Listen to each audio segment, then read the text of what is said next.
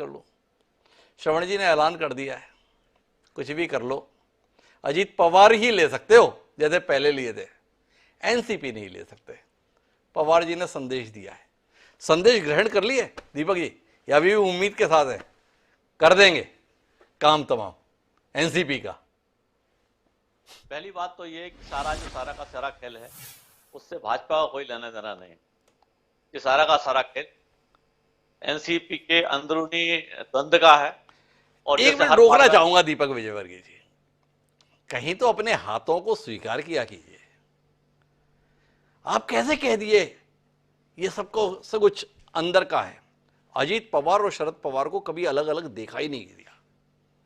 आप ही हैं जिन्होंने देश को बताया कि चाचा भतीजा अलग हैं।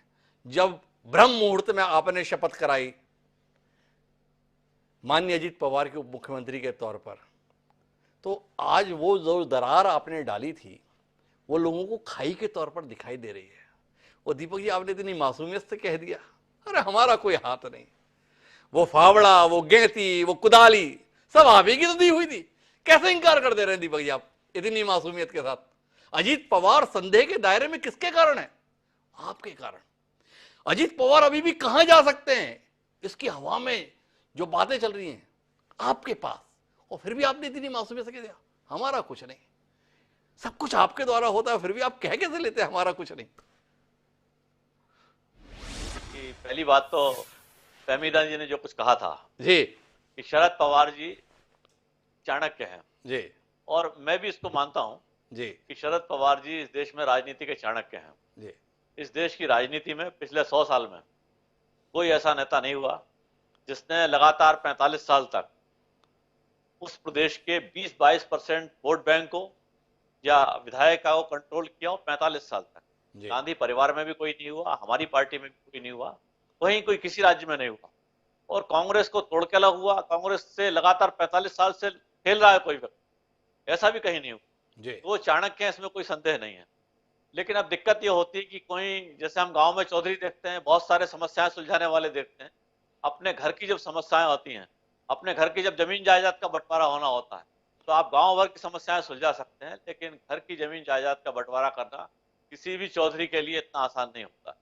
पिछले 10-12 सालों से जब से सुप्रिया सुले राजनीति में आई हैं, तो उनके परिवार का संकट लगातार गहराता जा रहा है और कुछ परोक्ष चलता रहा, कुछ प्रत्यक्ष चलता रहा।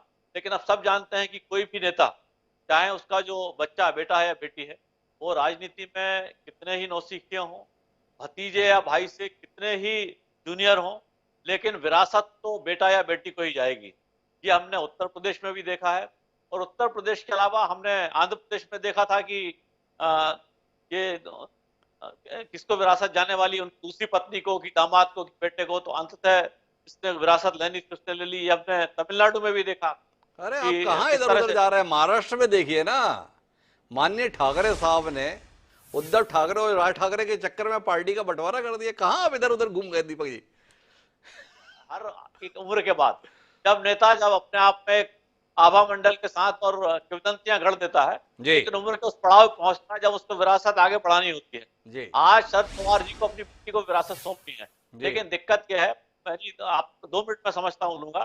दिक्कत यह है कि शरद पवार जी 52 ईयर्स के हैं, और पिछले 30-35 सालों से उनके जो भतीजे हैं, वो जो जमीनी राजनीति है, जमीनी राजनीति मतलब किस मंडल या ब्लॉक का अध्यक्ष कौन है, विधायक कौन है, जिले का अध्यक्ष कौन है, जिले के पदाधिकारी कौन है, जिले के प्रमुख नेता कौन है, ये जो कम्युनिकेशन होता है, ये सारा का सारा अजीत पवार के पास है, और असली पकड़ इसी के जरिए होती है।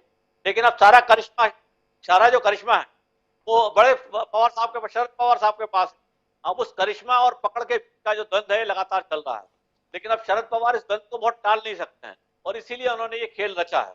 मैं समझता हूं कि अजीत पवार के भाजपा में आने और इस तरह की जो स्टोरी चल रही है, ये सारी की सारी शरद पवार की खड़ी हुई है, और मैं नहीं समझता कि इसके अलावा कोई बात। और मैं समझता हूं दीपक जी, मैं विनम्रता पूर्वक आपको रोकते हुए एक सवाल करना चाहता हूं, फिर किशोर जी के पास जाना चाहता हूं। ये हमारे यहाँ कहावत है